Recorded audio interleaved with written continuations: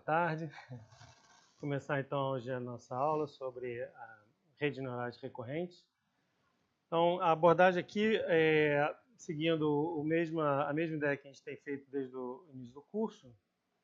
A ideia é mostrar essa nova topologia de rede neural, que é orientada principalmente para sistemas dinâmicos, mas utilizando sempre uma formulação similar à formulação inicial que a gente viu de redes neurais em camadas, né, para que a gente possa aproveitar tudo o que foi já desenvolvido em termos do método gradiente, do backpropagation, etc. A particularidade aqui dessa aula, especificamente em relação a outras abordagens que vocês podem encontrar principalmente na internet, é que esses modelos mais modernos de redes neurais profundas e redes neurais recorrentes são aplicados, tem maior aplicação para processamento de sequências, processamento de palavras, né, processamento de linguagem natural.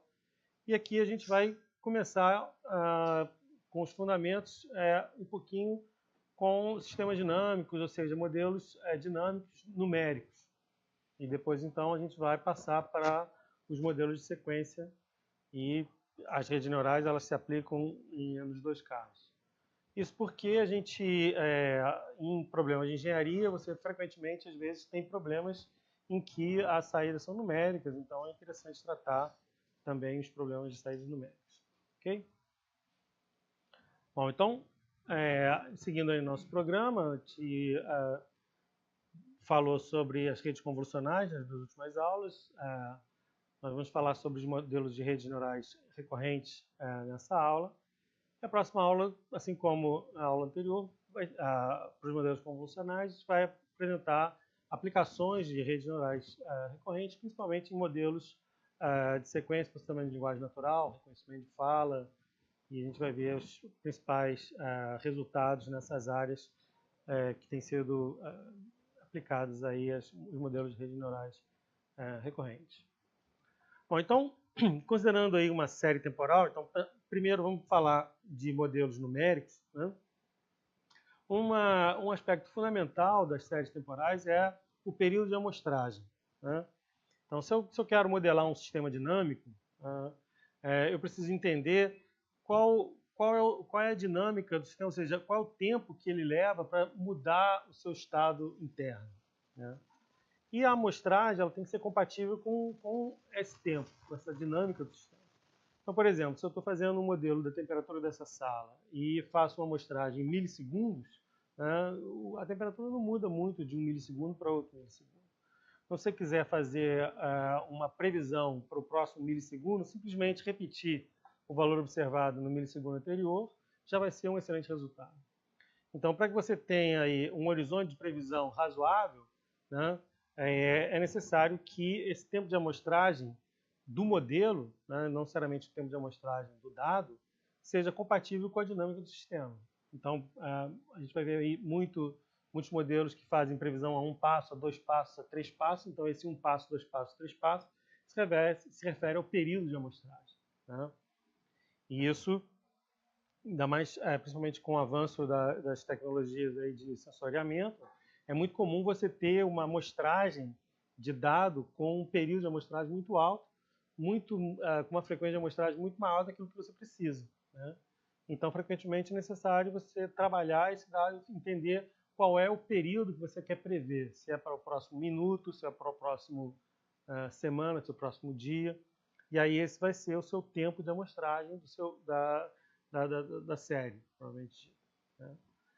Então, essa característica, que é essa transformação de uma variável, uma quantidade que ela é analógica por natureza, numa sequência de passos discretos, ela precisa ser ajustada de acordo com o fenômeno que se quer estudar, certo?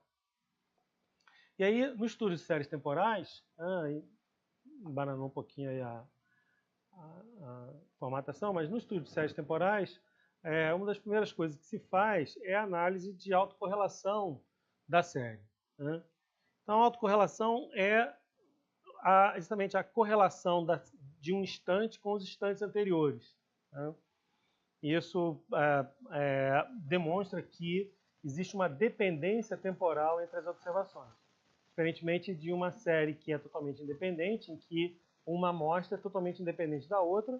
Se você tirar uma autocorrelação de um conjunto de dados, por exemplo, a base de dados IRIS, ou um outro conjunto de dados de classificação benchmark, o que você vai ver vai ser um delta de Dirac, ou seja, correlação igual a 1 no lag igual a 0, ou seja, todo mundo é correlacionado com ele mesmo, e correlação 0 para os instantes anteriores. Né?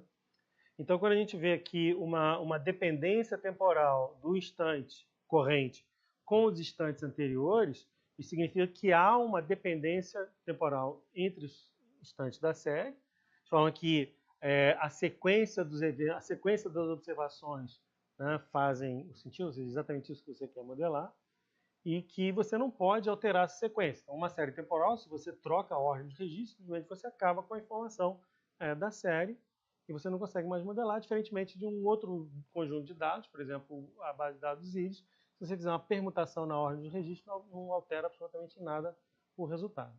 Né?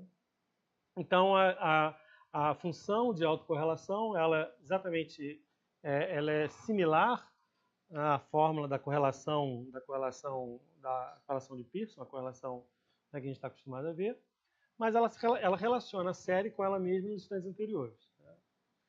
Existem até versões mais filosóficas, né, para o entendimento da autocorrelação. Você pode pensar que assim, você está altamente correlacionado com você ontem. Né? Células morreram, células nasceram, mas você continua, em grande parte, você mesmo. Mas você se parece parece menos com o que você era 10 anos atrás. Né? Infelizmente, há 20 anos atrás, a gente é bem diferente, porque a gente vai tendo esse processo. Então, é mais ou menos essa ideia da correlação. Ou seja, à medida que você vai se distanciando no passado, né, você vai se diferenciando, né, do instante atual. Né? A menos de séries periódicas, em que ela, né, tem um comportamento periódico, então ela vai ser semelhante, por exemplo, há 6 meses atrás ou há 1 ano atrás. Então, se você pega, por exemplo, a temperatura, né, em alguma série de temperatura qualquer, ela vai ser altamente correlacionada pelo efeito de sazonalidade, porque né, a temperatura de janeiro é bastante correlacionada com janeiro do ano passado, com janeiro do ano anterior, então tem um comportamento sazonal. Então, observando a função de autocorrelação, você já de cara já vê qual é o tamanho da memória dessa série. Se a série ela tem uma dependência muito longa, né? Se ela tem efeitos de sazonalidade, isso vai aparecer também na função de autocorrelação. E também se o período de amostragem ele está adaptado, porque se o período de amostragem está muito pequeno, o que vai acontecer? Você vai ter uma autocorrelação que vai demorar muito para se anular. Né? Ou seja, um número muito grande de passos de tempo, que na verdade, por exemplo, você pega uma série de milissegundos para modelar um fenômeno que muda em termos de horas, né? A autocorrelação vai ter uma memória muito grande, porque né, o passo está pequeno. Ao passo que se o passo estiver muito, muito grande, é o contrário. Né? Ela vai parecer independente, na verdade ela não é independente. Né? Então, quando você tem uma série de dados numérica, a primeira coisa a se fazer é analisar a função de autocorrelação para entender melhor a série, entender se a dinâmica da série, o passo de amostragem está adaptado à dinâmica, por aí vai. Uma função parecida, similar à função de autocorrelação, é a correlação cruzada, né? Em que você vai ver a correlação temporal entre uma variável de entrada com uma variável de saída. Então, é possível, como mostra aqui esse caso, em que a maior correlação não se dê no tempo zero. Existe um atraso, né? Ou seja, a saída, o efeito da saída é atrasado em relação ao efeito da entrada. Então, você dá uma excitação de entrada no sistema, você só vai ver o efeito só vai ver esse efeito alguns passos de tempo depois.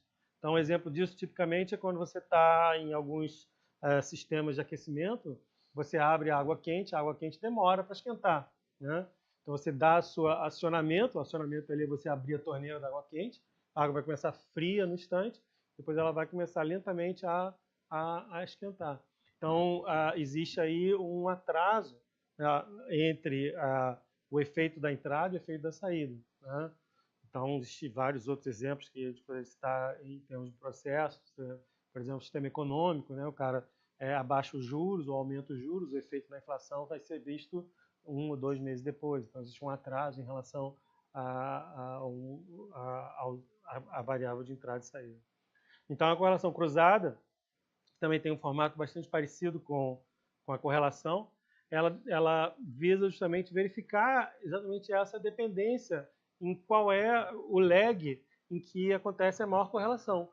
E aí é interessante para você, porque você vai saber que o teu modelo, em vez de ser a saída no instante t como uma função da entrada no instante t, ele vai ser melhor se fazer a saída no instante t como uma função da entrada no instante t-1, ou t-2, ou t-3, ou t-n, de acordo com o valor aqui da autocorrelação, da correlação cruzada. Certo?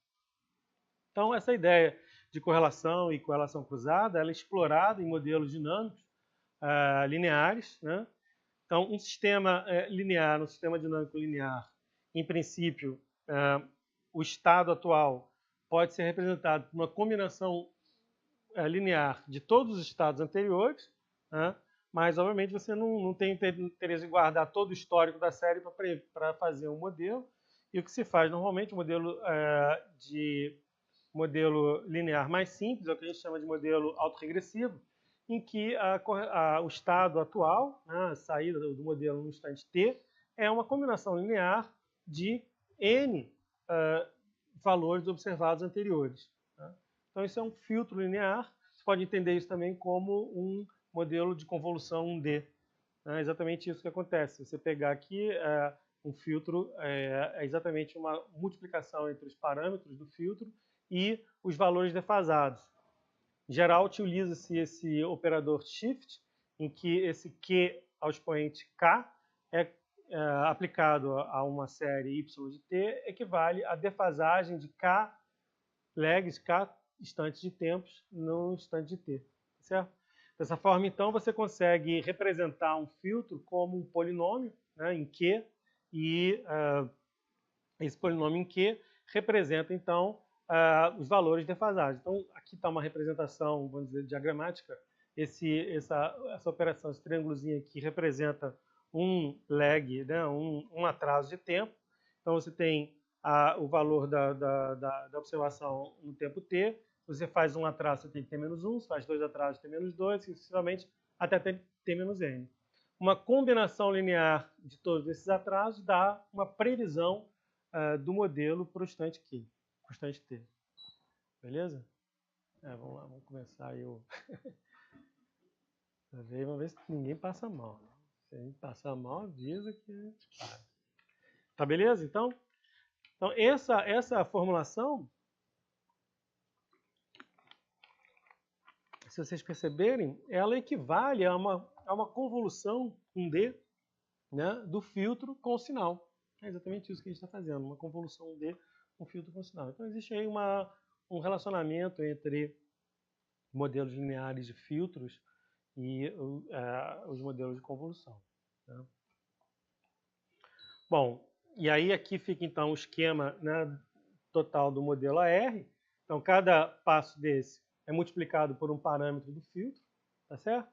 E aí você soma todos esses parâmetros do filtro para ter, então, a previsão dessa saída estimada pelo modelo no instante t. Tá? Então, esse é o modelo mais simples de sistema de série temporal de sistemas lineares.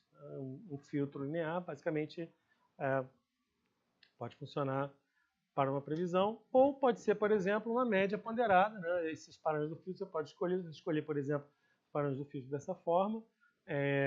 Ele vai, se você convoluir esse filtro com a série, você vai ser uma média móvel da série. Né? Média móvel ponderada por esses parâmetros do filtro.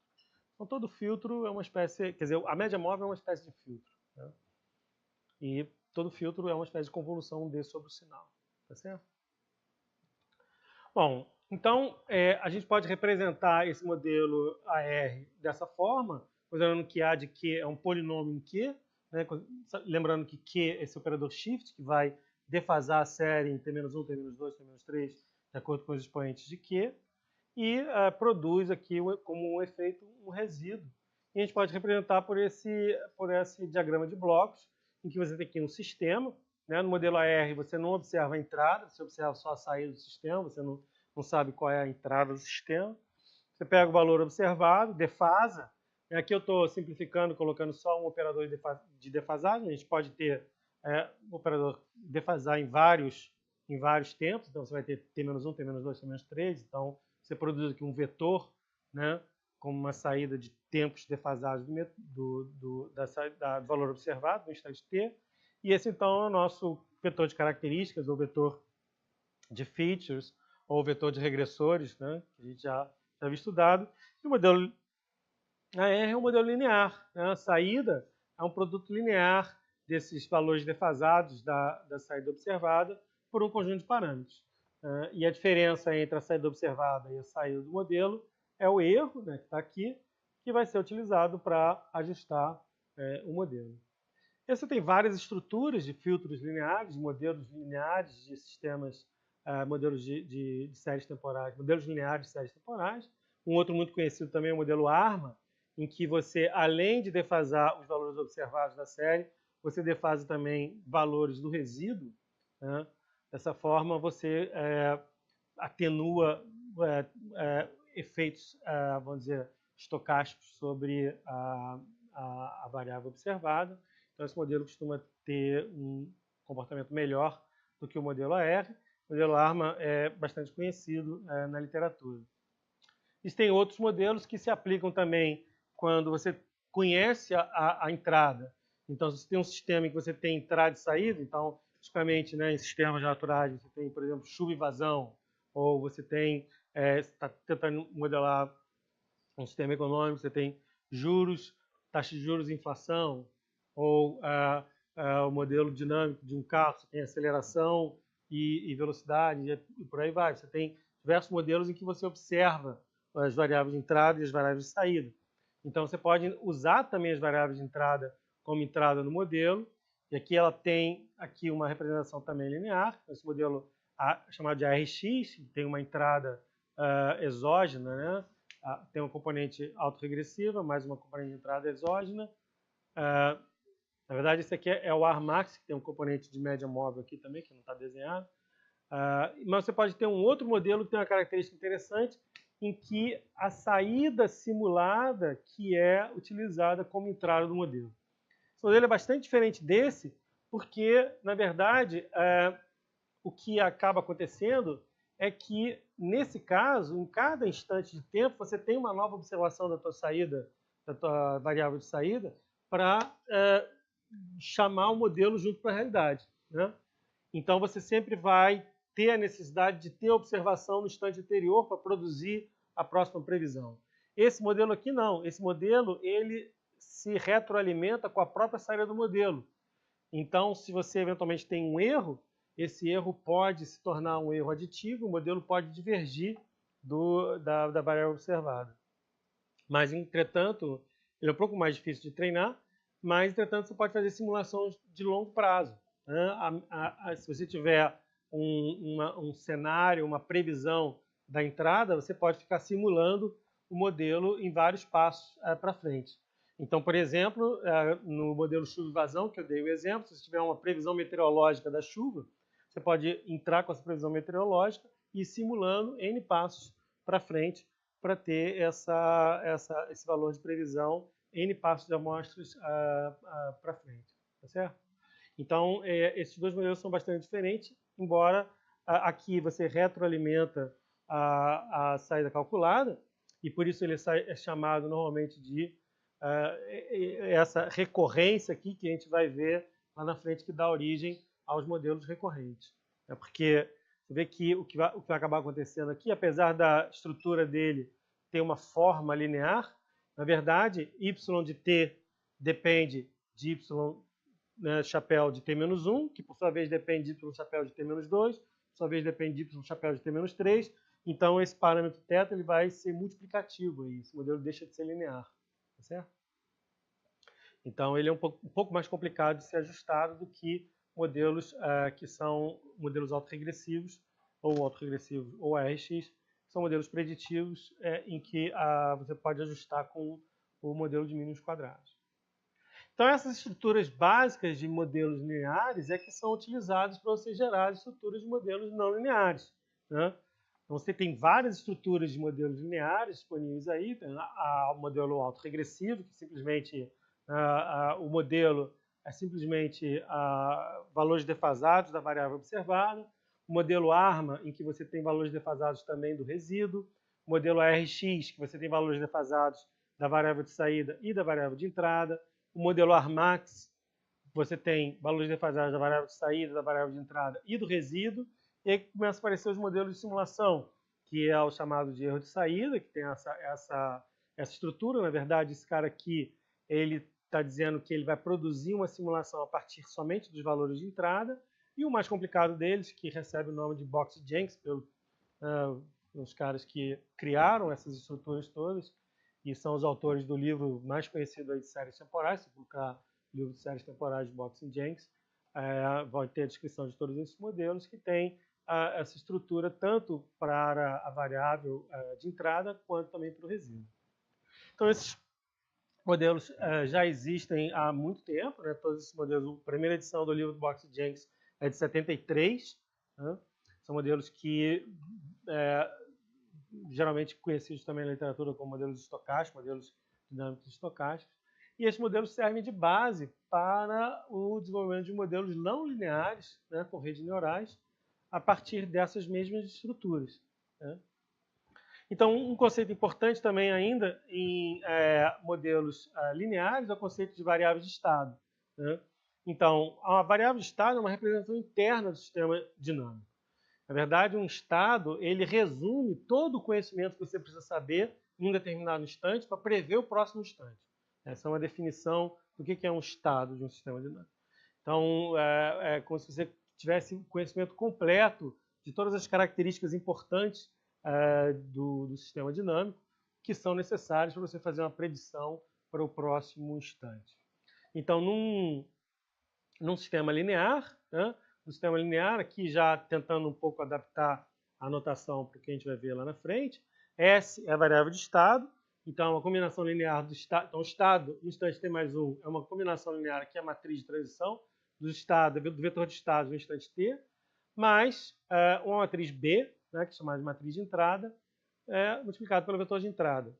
E a saída do modelo, y no instante t, é uma matriz de medida, né? Matriz de saída, matriz de medida em relação aos estados. Essa matriz de saída aqui, ela exatamente determina quais são os estados que são observáveis na saída. Tá? Então, isso para quem estuda modelos dinâmicos, nem sempre você consegue observar os estados, né? Então, quais são os estados que você consegue observar é definido por essa matriz C.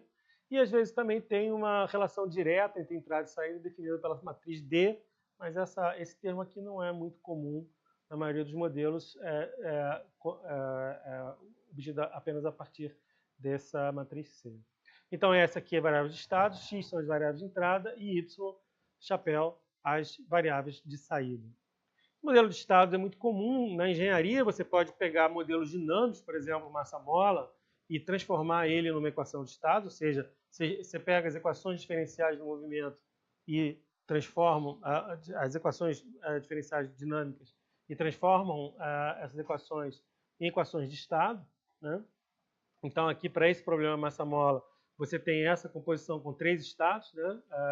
O estado 1 é o deslocamento da massa, o estado 2 é a velocidade da massa, e o estado 3 é o deslocamento desse ponto aqui da mola, né? Você tem essa configuração. Qualquer modelo dinâmico você pode representar por qualquer modelo dinâmico linear, você pode representar por um conjunto de equações de estado. Aqui também o modelo RLC, né, de elétrica, né, que também você pode representar por uma equação de estado. Então, existem vários sistemas que são representados por equações de estado. Existem toda uma teoria que é baseada nas equações de estado para a definição de modelos de controle, modelos de observadores, enfim, diagnóstico, uma série de resultados que são baseados nas equações de estado. E a gente vai também essa ideia de equação de estado também vai ser estendida para modelos não lineares, quando a gente estiver falando lá na frente de redes recorrentes.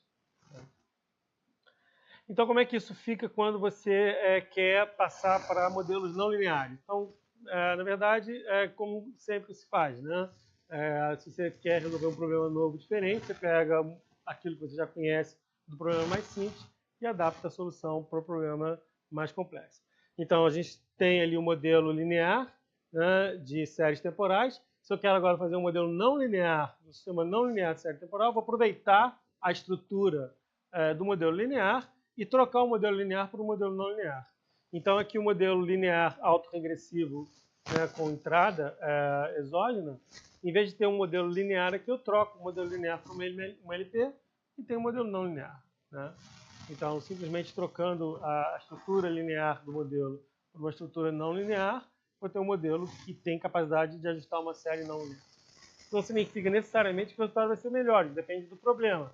A gente já viu, inclusive, no outro curso, que em vários casos você tem problemas em que o modelo linear se comporta razoavelmente bem, ou eventualmente até melhor do que o modelo não linear.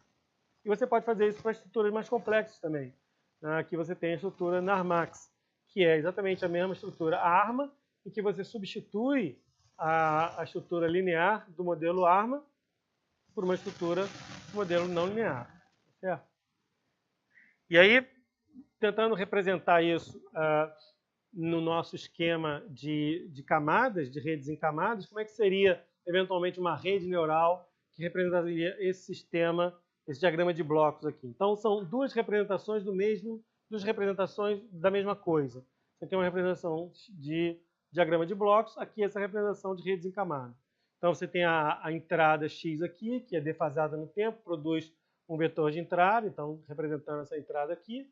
Você tem, eventualmente, uma primeira camada, uma segunda camada da rede neural, depois você tem uma camada de erro, né, em que você tem a saída observada que está aqui e a saída calculada que está aqui, para produzir esse vetor de erro que vai ser utilizado para o treinamento.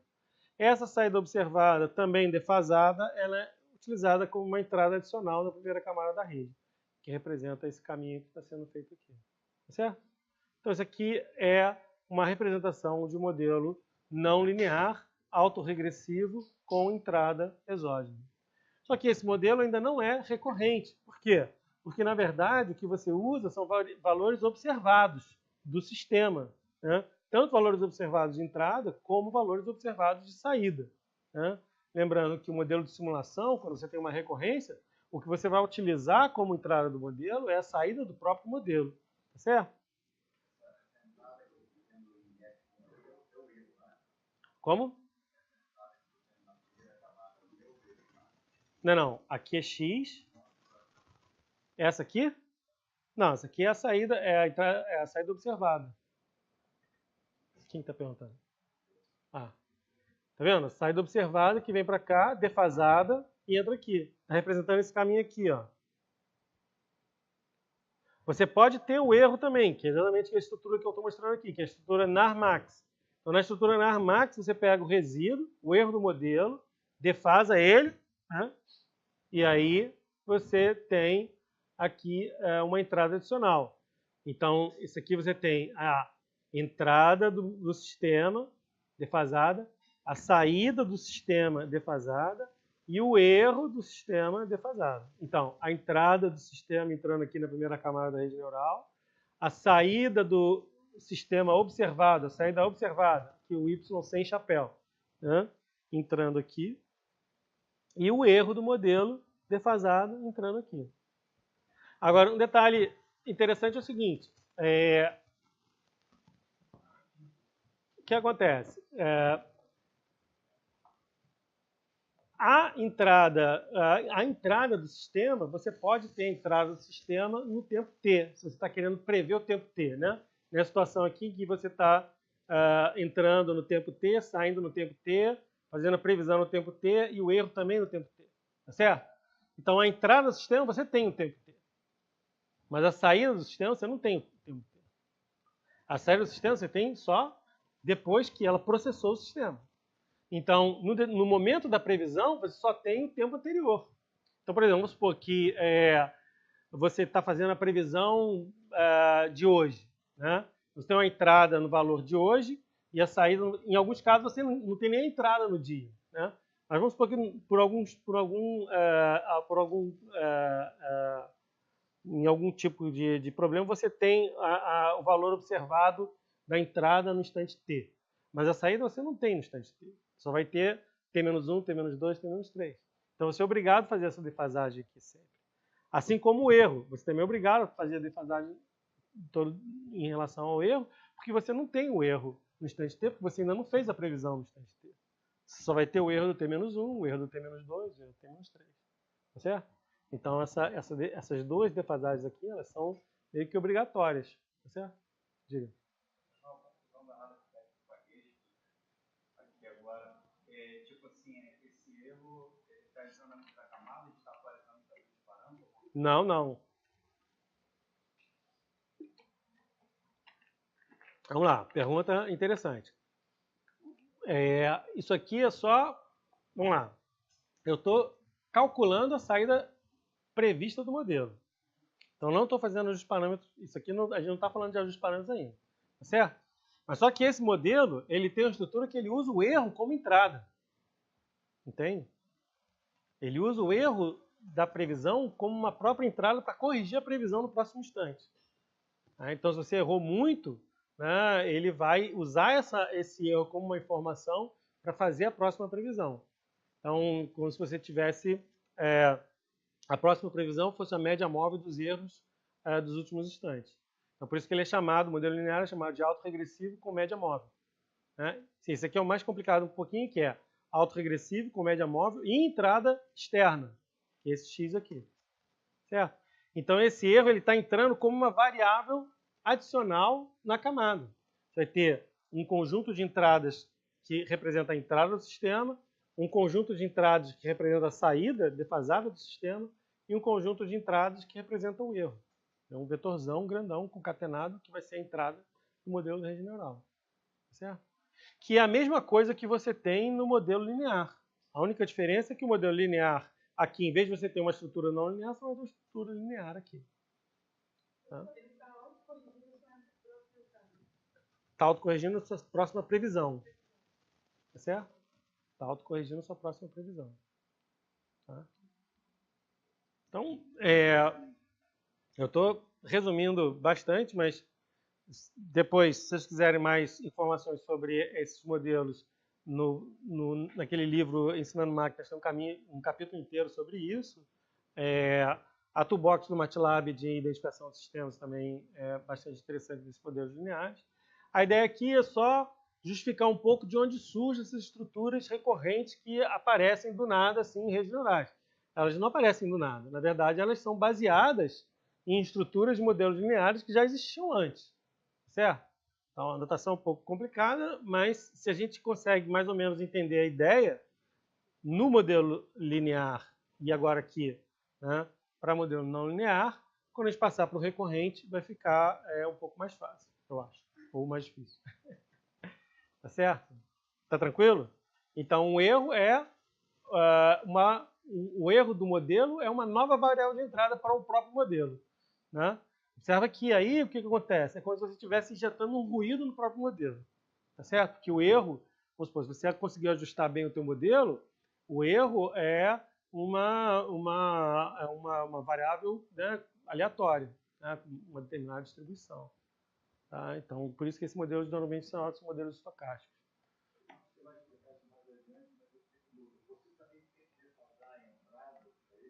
Então, não é obrigado, depende do tipo de sistema que você tem. Então, por exemplo, se dá um exemplo bem pertinente em relação, por exemplo, à previsão de vazões. Né? Então, a previsão de vazões, né, você calcular a vazão de hoje, né, você precisa da chuva até hoje. Né? E aí, o que acontece é o seguinte, esse valor de chuva até hoje, você tem no início do dia. Mas no final do dia você precisa da previsão do modelo, que vai ter que comparar com a vazão no final do dia. Então, às vezes, esse tempo, o início do tempo, ou o final do tempo, depende da aplicação. Né? Em problemas, por exemplo, problemas tipicamente de controle, você tem um sensor que consegue fazer uma leitura no instante T e o processamento é rápido o suficiente para a saída ainda ser dentro do próprio instante T. Então, por exemplo, esses carros autônomos, etc., eles processam, porque lembra, o T, entre o T e o T mais 1, tem um tempo aí, que é o tamanho da amostragem. Então, isso pode ser um dia, pode ser uma semana, pode ser um mês, tá certo? Em geral, né, é comum você fazer o modelo no instante T como uma função de T-1, em geral. Mas isso é uma questão de notação e uma questão também de que tipo de informação está disponível naquele instante. Tá certo? Então, por exemplo, você pode fazer, está fazendo uma previsão da bolsa e você pode dizer que a entrada no tempo T é a abertura da bolsa, o fechamento no dia anterior, uma coisa desse tipo. Você quer fazer a previsão do fechamento da bolsa naquele dia. Então, isso depende da forma que você está organizando o seu modelo.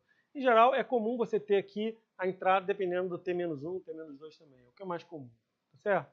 Mas em alguns casos você pode ter o tempo T. Agora, saída você nunca vai ter, né? Não tem graça você prever a saída no instante T se você consegue observar ela, tá certo? Qual é a cor do cavalo branco de Napoleão, certo? Não tem o menor sentido. Aliás, isso é um erro até comum de pessoas que fazem modelos de séries temporais. Porque quando você tem todo o dataset disponível, você tem a saída no instante T. E se você injeta a saída no instante T para prever o instante T, o erro vai dar zero. Qualquer modelo prevê isso. É só copiar a saída, copiar a entrada, tá certo? Então tem que tomar esse cuidado. Qual é a informação que está disponível no instante T e o que você quer prever no próximo instante, né? Então é muito comum você ter aqui a previsão em T+1 como uma função de T, ou a previsão em T como uma função de T-1, e por aí vai. Tá certo? Beleza? Bom, então o primeiro modelo de rede neural que levou esse nome aí de recorrente, mas na verdade não é exatamente o modelo que a gente vai estudar lá na frente, é o modelo de Jordan. Esse modelo ele equivale à estrutura de erro de saída. Então, existe aqui uma recorrência. Então, na verdade, agora, a entrada do modelo não é mais a saída observada. A entrada do modelo é a saída calculada do modelo. Então, aqui nessa representação de redes neurais, eu tenho a entrada. Aqui eu até eliminei a defasagem, mas você pode ter a defasagem aqui sem problema, só para simplificar. E o modelo original de Jordan não tinha defasagem na entrada. Então, a entrada entra diretamente aqui no instante T. Desculpa, aqui está errado. Aqui é a saída calculada do modelo, que é defasada, e entra aqui como uma entrada adicional. Então, essa defasagem aqui também é obrigatória, porque no instante T você não tem a saída do modelo no instante T, né? Só tem a saída do modelo no instante T-1. Então, a entrada do modelo vai ser uma função, a saída do modelo vai ser uma função da entrada no tempo T e da saída do modelo no tempo T-1, né? T-2, T-3 eventualmente, mas principalmente T-1. Utiliza-se muito uma só defasagem. E aí você tem aqui a saída observada, a camada de erro para calcular o erro. Beleza? Então essa estrutura do modelo de Jordan, que foi proposto inicialmente em 86, nessa referência aqui, é um modelo de rede neural que implementa ou representa a estrutura de erro de saída de modelos lineares, em que você substitui a estrutura linear aqui por uma rede neural. Certo? Então, tentando dar um pouco a ideia histórica de onde surgiu essas coisas. Quer dizer, as redes recorrentes não surgiram do nada. O cara pegou modelos que já existiam, modelos lineares, e agora trocou a estrutura linear por uma rede neural e obteve modelos recorrentes não lineares. E aí entra novamente a história de variáveis de estados, né? Em que você tem aí uma variável interna, que é o estado do sistema, que teoricamente representa, tem toda a informação necessária para você prever o próximo estado. E agora você tem a formulação da equação de estados não lineares. Então, o estado de T é uma função da entrada e do estado em T-1. Essa função agora é uma função não linear. E a saída no instante T é uma função, que também pode ser não linear, eventualmente da entrada e do estado no instante t. Então, esse modelo ele ficou conhecido como o modelo de Hellman. Né? 4 anos depois do modelo de Jordan, em vez de fazer a recorrência, né? Aqui eu tenho uma rede de 2 camadas, aqui é a camada de erro, em vez de fazer uma recorrência da saída calculada, como era feito no modelo de erro de saída, modelo linear de erro de saída, ele faz a recorrência do estado. Então, esse aqui implementa, o modelo de Hellman é uma rede neural que implementa equações de estado não lineares. Tá certo? O modelo de Hellman é uma rede neural em camadas. Aqui eu estou ainda com camadas, a representação de modelo de camadas totalmente conectadas, em que você tem aqui essa informação da ativação intermediária é exatamente o estado. Né? Então, esse estado interno do modelo, esse estado interno que representa você sumarizar toda a informação para a previsão do próximo estado, é nada mais do que o valor de ativação da primeira camada.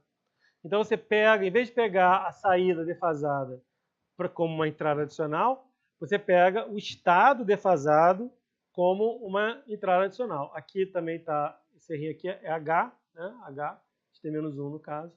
Você pega esse estado, defasa ele e coloca como entrada adicional. Então, a tua rede neural agora vai ter um vetor que representa a entrada, concatenado com um vetor que representa o estado no instante anterior. Quem é o estado do instante anterior? É a saída da ativação da camada no instante anterior. Certo? Você faz a recorrência com a informação do vetor de ativação. Beleza?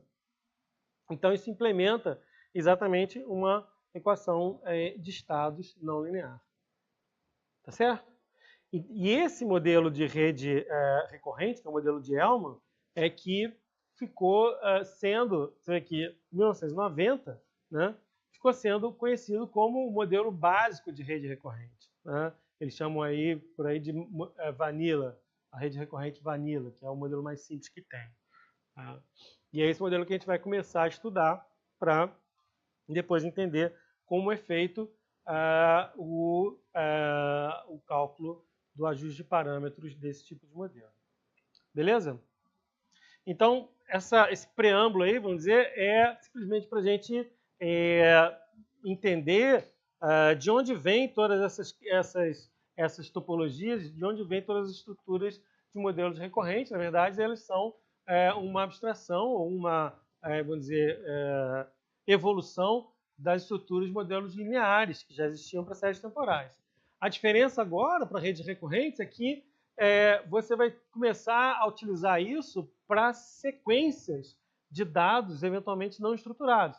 Então, sequências de palavras, sequências de sons, sequências de imagens, né? Sequências de dados diferentes de séries temporais que trabalham com números. Então, modelos de séries temporais numéricas, modelos de sistemas dinâmicos numéricos, lineares e não lineares já existiam bastante, mas eles não eram muito aplicáveis para sequências de dados, vamos dizer assim, não numéricos. E o grande avanço de redes neurais, vamos dizer, com as redes neurais profundas e todas as técnicas que a gente vem estudando, foi justamente conseguir realizar aplicações com modelos de dados não estruturados, que a gente vai ver diversos exemplos na próxima aula, de processamento de linguagem natural, né, processamento de texto, processamento de som, né, tradução de línguas e diversas outras aplicações com textos não estruturados, previsão de imagens, previsão de vídeos e por aí vai. Beleza? Tá certo? E aí, novamente, a gente tem essa questão do encapsulamento das camadas, e você pode juntar, por exemplo, uma camada recorrente com uma camada de convolução e ter modelos complexos que vão fazer visão computacional de sequência. Previsão de vídeo, previsão como trabalho de alguns alunos, que está fazendo previsão de fenômenos mais complexos, como fenômenos meteorológicos. Beleza? Bom, então aqui, pegando a ideia aqui do curso lá do Geoffrey Hinton, então existem vários tipos de modelos de redes neurais. Então tem problemas em que você pode ter oscilação, né? Esses modelos são modelos dinâmicos não lineares que têm atratores. Então, esses atratores podem servir como memórias. Né? Então, a gente vai ver isso. Esses modelos podem representar sistemas caóticos. Então, existem muitos exemplos aí de redes neurais recorrentes para fazer previsão de séries temporais caóticas. E a principal característica é que esses tipos de modelos são modelos um pouco mais difíceis de treinar. Né? Essa questão da recorrência, a gente já viu até que você tem uma estrutura linear, uma estrutura de modelo linear, o fato de você ter uma recorrência gera que você tem, o modelo passa a ser não linear nos parâmetros. Né? Então, para modelo recorrente não linear, essa característica do treinamento é ainda um pouco mais complicada. Então, a gente vai ver essa característica aí com um pouco mais de detalhe. A gente vai ver que modelos recorrentes eles podem gerar gradientes que ou se anulam ou explodem, o que é ruim para o treinamento. Né? Bom, então existe aí também, o Hinton faz uma comparação interessante aí sobre a comparação entre modelos de rede recorrente e cadeias de Markov, né, com estados discretos. Então aqui é uma representação que a gente vai utilizar bastante para representações de rede recorrente. Então é como se você pegasse aquela recorrência do modelo e desdobrasse ela no tempo, de forma que você tem uma cópia da rede em cada instante de tempo, e aí aquela recorrência que o estado intermediário gerava a entrada, né, nele mesmo, na verdade, gera a entrada do próximo instante. Tá certo? Então você vê num determinado instante, você tem a entrada, a camada escondida e o resultado da camada escondida do tempo menos 1. Então, a gente vai ver essas representações daqui a pouco, mas isso é como se você pegasse um modelo recorrente e desdobrasse ele no tempo, e você vai ter essa característica. E a diferença de uma rede recorrente para uma cadeia de Markov é que uma cadeia de Markov, a entrada é discreta, e numa rede recorrente, você pode ter uma entrada discreta ou uma entrada numérica, né? Uma quantidade numérica. Certo? Mas existe aí algumas similaridades entre esses dois tipos de modelo. A cadeia de Markov também é um modelo dinâmico, só que um modelo dinâmico discreto. Bom, então vamos mais para o que interessa. Vamos tentar ver se a gente consegue entender o equacionamento dessa rede. Lembrando que o objetivo como um todo é a gente mostrar que a gente vai estar sempre usando as mesmas equações desde o início do curso. Então, y igual a wx mais b, z, o valor de potencial é wx mais b, e a saída é a função de ativação do potencial. Aqui, a gente está seguindo a notação do livro do Bend, né? Então ele chama aqui o potencial como A, né? E o valor H é a saída, né, da primeira camada. Então, o valor, a parte linear, né, da camada é uma matriz de pesos em relação ao valor de ativação do estado T-1, mais uma outra matriz de pesos em relação à entrada x, mais um vetor de bias. Tá certo? Esse potencial aqui passa por uma função de ativação para ter o valor de saída da camada aqui. Então, o conjunto de parâmetros dessa primeira camada, quem é? É a matriz W, a matriz U e o vetor de bias. Tá? Então, você pode ter até uma formulação mais simples, em que você junta todos esses parâmetros numa matrizão só, né? E você junta todas essas entradas num vetorzão só, e faz a multiplicação simplesmente de um vetor concatenado com um conjunto de matrizes concatenadas. E aí a segunda camada é a mesma coisa, só que aqui, para mudar um pouco, né, seguindo a notação ali do livro do Bend, sim, você vai ver na literatura, existe várias notações diferentes aí para essas matrizes. A gente está seguindo a notação do livro. Então aqui o potencial é chamado de O, simplesmente acredito que aqui é para evitar de ficar incluindo índices de camada. Então, em vez de você botar índice na camada, você chama esse potencial aqui de A e esse potencial aqui de O. Mas é basicamente o que a gente chamava de Z antes. Tá certo? É a parte linear do neurônio. E o bias é chamado de C. E aqui é vetor de ativação, a função de ativação do valor do potencial, dá essa saída calculada aqui. A saída calculada combinada com a saída observada é o critério de erro. Certo?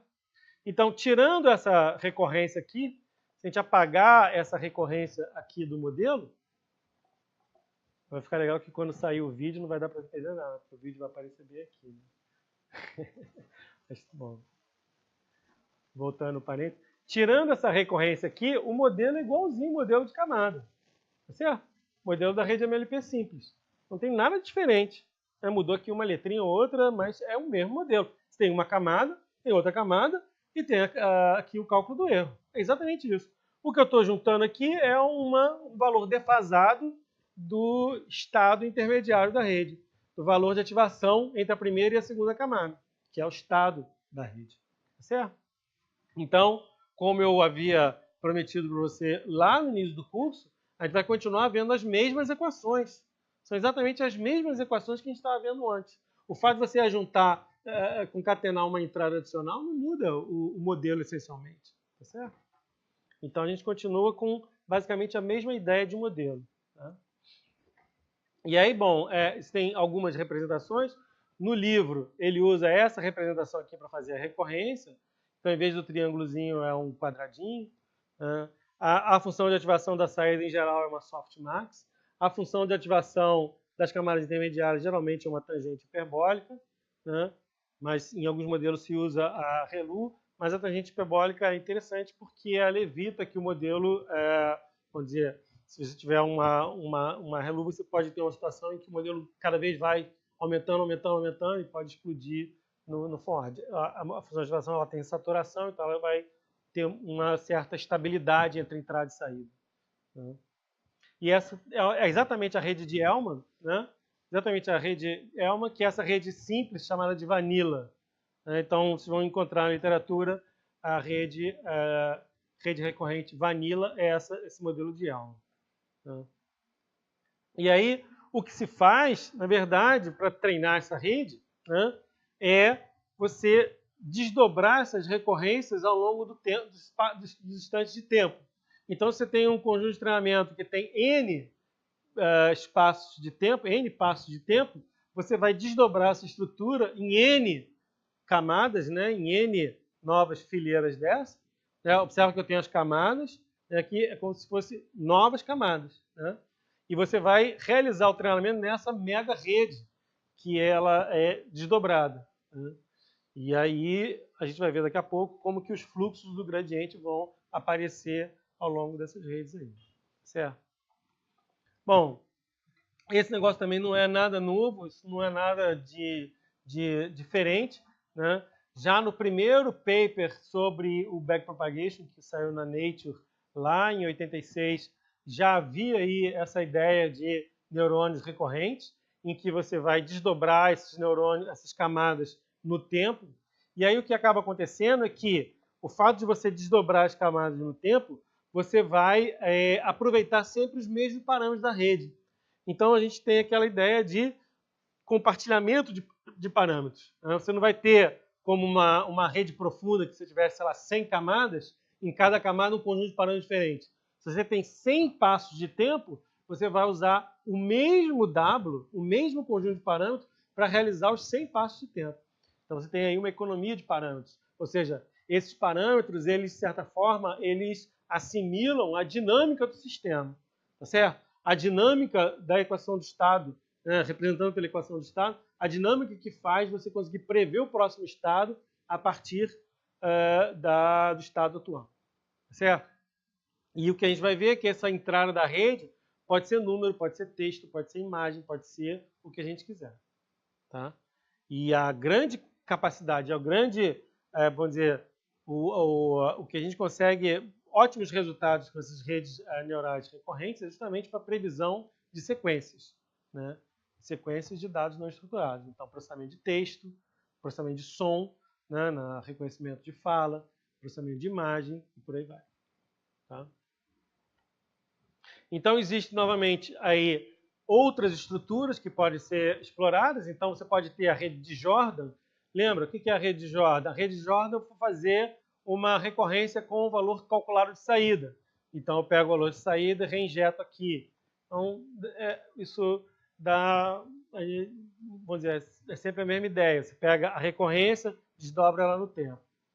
O que tem e que o pessoal usa muito para previsão de sequências é essa ideia de teacher forcing, ou você pegar a saída calculada do modelo e no treinamento você pegar a saída observada e reinjetar no modelo, e na execução pegar a saída calculada e reinjetar no modelo.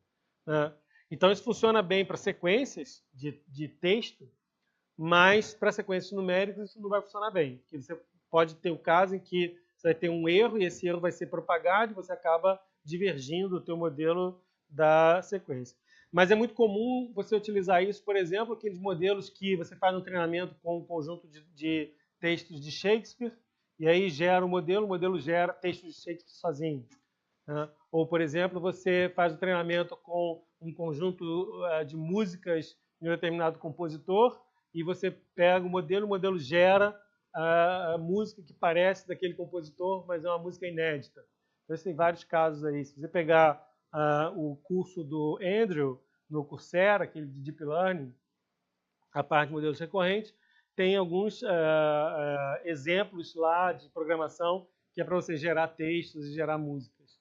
Então dá para você fazer umas brincadeiras de ficar gerando textos que se parecem com textos de Shakespeare, ou se parecem com textos jornalísticos, ou música que são geradas automaticamente pelo computador. Então como é que isso é feito? Em tempo de treinamento, ele pega, por exemplo, a próxima nota ou a próxima palavra do texto e reinjeta no modelo observado. E em tempo de execução, ele pega o calculado e reinjeta no modelo. Tá certo? E aí vai fazendo essa sequência. Então, em modelos de sequência, isso funciona. Em modelos numéricos, isso não vai funcionar muito bem. Tomar cuidado para utilizar isso em modelos numéricos. Né? Bom, existem outras topologias ainda um pouco mais complexas, principalmente para texto. Isso não faz o menor sentido se você está modelando um sistema com uma certa causalidade. Né? Você pode pegar os valores do próximo instante também e utilizar. Né? Então, por exemplo, em modelo de texto, isso faz todo sentido, porque você às vezes precisa, por exemplo, para fazer uma tradução, você precisa entender a frase inteira para você poder traduzir a frase. Né? Às vezes, você, olhando só as duas primeiras palavras, você não tem capacidade de prever qual vai ser a terceira. Mas, se você entender a frase toda, você consegue entender a palavra. Então, em determinados tipos de problema em que você tem uma sequência de textos completa, você pode usar os valores do tempo T+1 também como entradas adicionais do modelo. Isso não faz nenhum sentido se você tem uma relação causal em que você, no instante T, você não tem o valor observado de T+1. Né? Mas em modelo de sequência faz todo sentido, porque modelo de sequência, o T+1 é a próxima palavra, tá certo? Então, você pode pegar a próxima palavra também e juntar junto do seu modelo. Então, o que você vai ter é que você vai ter um valor de ativação, né, vamos dizer, para frente, né, e um valor de ativação para trás. Né? Então, é como se essa entrada aqui gerasse esse valor de ativação, essa entrada aqui gera esse valor aqui. Você tem essa recorrência, né, que vai no desdobramento da esquerda para a direita, e essa recorrência aqui, que no desdobramento vem da direita para a esquerda. Então, aqui, nesse estado de ativação, você usa o valor de ativação em T+1, e nesse cálculo aqui, você usa o valor de ativação em T-1. Tá certo? Então, isso faz sentido quando você está processando sequências em que você pega uma sequência inteira, por exemplo, para traduzir. Tá certo? Um conjunto de uma frase inteira para traduzir. Exatamente, fonema também. Às vezes você... não, pois é, mas você não faz isso em tempo real, né? Você tem o fonema inteiro, e aí muitas línguas, de acordo com o fonema, com a palavra que vem na frente, você muda o som da palavra anterior. Né? Então, por exemplo, em francês você tem isso. Né? Se o artigo, se a próxima palavra é falado de um jeito, se a próxima palavra começa com uma vogal ou com uma consoante. Em outras línguas também tem isso. Né? Então, isso tipicamente acontece em modelos de sequências de processamento não estruturado, né? Ou seja, de fonemas, textos, etc. Então, isso a gente vê que existem várias topologias que podem ser criadas com essas redes recorrentes, né? E a ideia sempre é essa, é você usar essas recorrências, desdobrar isso no tempo e agora pegar essa rede desdobrada no tempo como uma enorme rede neural e aplicar o algoritmo do backpropagation para fazer ajuste de parâmetros. A grande vantagem é que, por mais que você tenha sequências longas, né, você pode ter textos muito longos, você pode ter sequências muito longas, por mais longa que seja a sequência, por maior número que seja esse número de desdobramento no tempo que você vai ter, o número de parâmetros permanece sempre constante. Porque são sempre os mesmos parâmetros que são utilizados em cada passo de tempo. Tá certo? Então, essa é a ideia do compartilhamento de parâmetros das redes recorrentes. Beleza? Tá certo? Então, esse é um exemplo de topologia de rede recorrente bidirecional. Né? Então, uma visão mais completa, vamos dizer assim, você pode ter recorrente de tudo quanto é jeito. Né? Você pode ter a saída defasada, saída observada defasada, você pode ter a saída calculada defasada, você pode ter o estado defasado, e você pode ter a entrada, né, no instante T ou a entrada defasada. Então, de acordo com o tipo de problema, você pode brincar com essas estruturas, né, com as topologias, e de acordo com o tipo de problema que você quiser resolver, você pode criar diversas dessas recorrências. Ainda também pode, a gente vai ver outras topologias lá na frente, criar novas camadas, criar outros mecanismos internos para facilitar o processo de treinamento. Beleza? Alguma questão aí? Estão olhando meio incrédulos. A princípio parece um pouco complicado, mas a gente vai ver que é basicamente a mesma coisa do que a gente estava vendo antes. Simplesmente o que muda é que, em vez de você pegar várias camadas, você vai ter vários tempos. E aí a gente usa até essa notação, quer dizer, essa notação que está sendo aproveitada lá do livro, e que a gente está utilizando aqui o tempo na mesma notação da camada. O Andrew usa uma notação um pouco diferente para camada e para tempo. Aqui a gente está seguindo a notação do Bailey. Acho importante, quer dizer, é óbvio que, bom, hoje a gente está até gravando, vocês podem rever isso, né, depois, mas eu acho extremamente importante que vocês busquem alguma literatura para embasar isso. Então, o capítulo lá do livro de rede recorrente, modelos recorrentes do livro de Deep Learning é muito bom. Existem excelentes abordagens na literatura. O curso do Andrew é muito bom. Aquele curso de Stanford de processamento de linguagem natural é muito bom. Então, existem diversos materiais adicionais disponíveis na internet que vão ajudar você a ver isso de outras formas, né? E, vamos dizer, ter a sua própria visão sobre o problema. Acho que sempre a entropia sempre ajuda no treinamento. Né? Você ter várias visões diferentes, acho que é uma coisa que acrescenta. Beleza?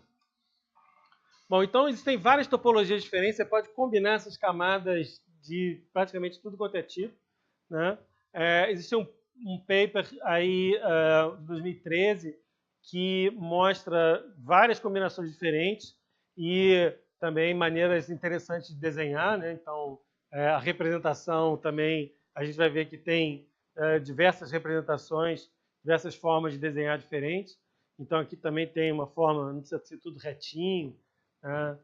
Porque eu sou meio engenheiro, gosto das coisas mais cartesianas, mas você pode ter representações diferentes aí, né? E conexões aí de tudo quanto é tipo. Né? Então você vê esse paper, ele testa aí diversos tipos de conexões diferentes, né?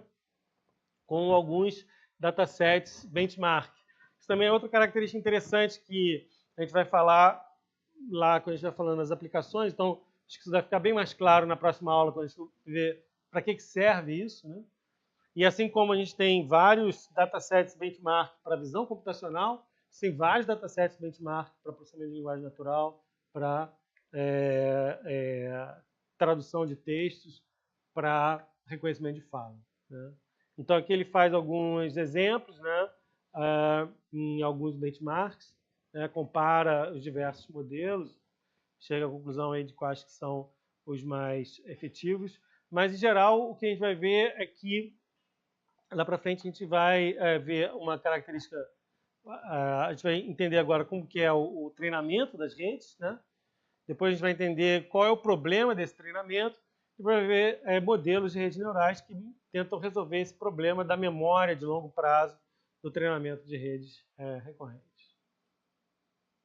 Beleza? Bom, então, sumarizando, uma rede recorrente é uma rede neural em camadas, exatamente como uma camada totalmente conectada, que a gente já viu. Então, o equacionamento é muito parecido. O que muda é que você acrescenta aqui como uma entrada adicional o valor de ativação da primeira camada. Então, essa que é a recorrência que a gente está falando aqui, é o valor defasado no tempo do valor de ativação da primeira camada. Em geral, você tem uma entrada que vem t-1. No instante zero, né, você vai ter esse vetor normalmente inicializado com 0. Aqui está a representação do livro, do Bend. Essa aqui a gente vai seguir a representação que a gente está utilizando já para redes em camadas. Basicamente, o que a gente vai seguir é essa representação.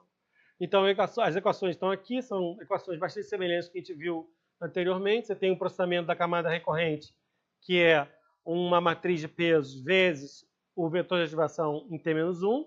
No instante zero, esse vetor aqui é 0. Mais uma outra matriz de parâmetros em relação à entrada, um vetor de bias. Né?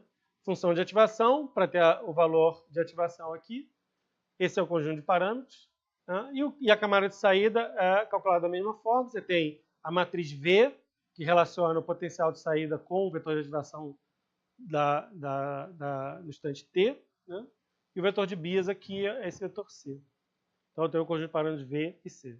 E a saída é Y chapéu, como antes. Eu tenho a combinação aqui com a saída observada, que é Y, para gerar o erro. Tá? O que vai acontecer é que, para fazer o treinamento, eu vou, como eu falei, desdobrar essa rede recorrente no tempo. Então, para tantos instantes de tempo, para tantas entradas que eu tiver, eu vou ter tantos desdobramentos, tá certo? Então, se eu tenho 100 tempos, ou tenho um conjunto de 100 palavras, eu vou fazer 100 desdobramentos, tá certo? Mas, em cada desdobramento, o conjunto de parâmetros é sempre o mesmo. Tá? Então, eu vou reaproveitar o conjunto de parâmetros. Aqui eu tenho a entrada em t-1, a entrada em t, a entrada em t+1, produzindo o vetor de ativação ht-1, que vai entrar aqui para produzir o vetor de ativação em h, e vai entrar aqui para produzir o vetor de ativação em h de t+1. E aqui produz uma entrada de yt-1, entrada de yt, a saída, perdão, a saída em t-1, a saída calculada em t, a saída calculada em t+1, que é comparada com a saída em t-1, a saída em t e a saída em t+1. Tá certo? Então, é como se você tivesse várias redes em camadas emparelhadas, tá certo? Que são conectadas pelo valor de ativação da primeira para a segunda camada. Tá? Então, essa que é a ideia de você ter o desdobramento da rede, né, no tempo.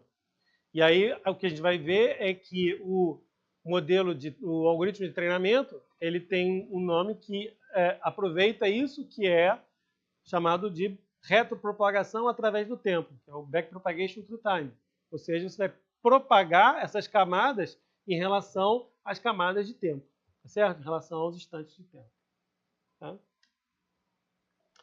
Pode ter diversas topologias, a gente já viu que pode ser bidirecional, você pode conectar todo mundo de um jeito ou de outro, mas as mais comuns são o modelo de Hellman, que é o mais comum, efetivamente, e o modelo de Jordan, em que a recorrência é feita pela saída da rede.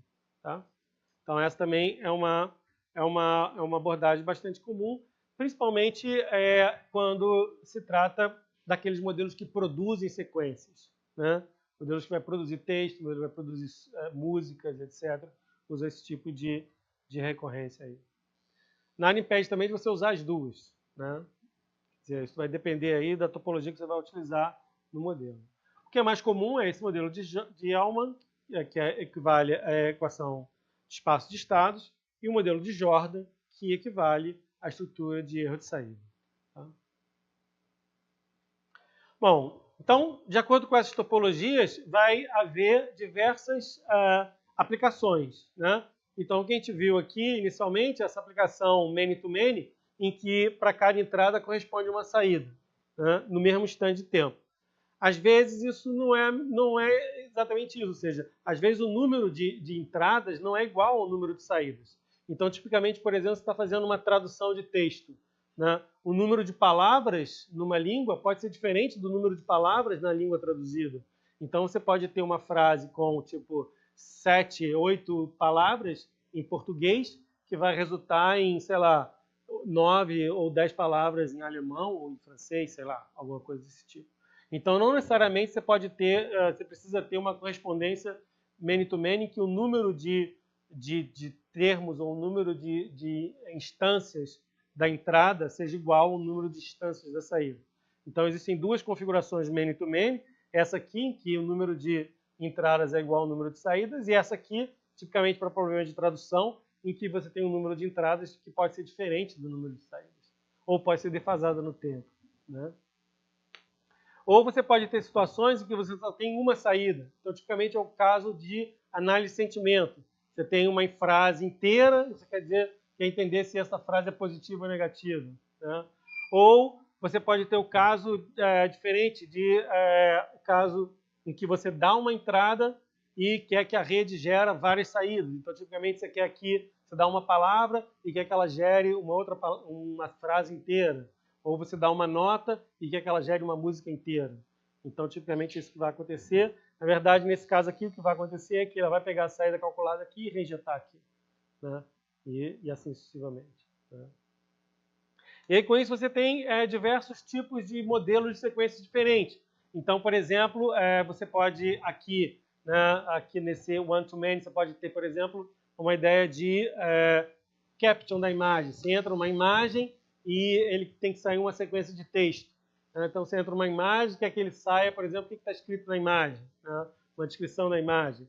Então, aqui, por exemplo, você tem a ideia de classificação de sentimentos. Você entra com uma frase e ele diz se é bom ou se é ruim. Esse tipo de many-to-many, você tem a tradução, né, em que você entra uma sequência de palavras e sai uma outra sequência de palavras, né? Ou a classificação de vídeo, assim sucessivamente, né? Ou, por exemplo, a previsão do vídeo no próximo instante, que você vai ter o vídeo defasado de um tempo. Tá certo? Beleza? Então, na aula que vem, a gente vai abordar esses diversos tipos de topologias em diversas aplicações diferentes. Só que hoje o que a gente quer aqui é entender melhor o processamento do algoritmo de treinamento e o processamento próprio das redes neurais recorrentes. Fala. Exato. São os diversos tipos de sequence to sequence que você pode ter, né? Então, você vai ter uma sequência, né? Então, você pode ter, na verdade, o sequence to sequence é o many to many, né? Existem casos em que você tem uma sequência e a saída é um só. Ou casos em que você tem uma entrada e a saída é uma sequência. Entendeu? Então, existem vários tipos. De acordo com o tipo de problema, você vai ter um tipo de topologia adaptada àquele problema.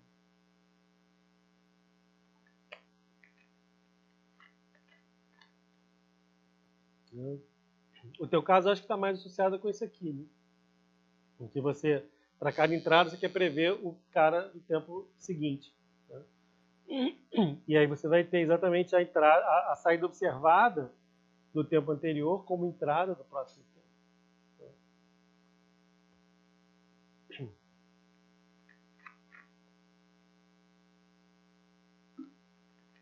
Bom, vamos lá. Como é que eu faço, então, o ajuste de parâmetros, né? O ajuste de parâmetros é feito da mesma forma que antes.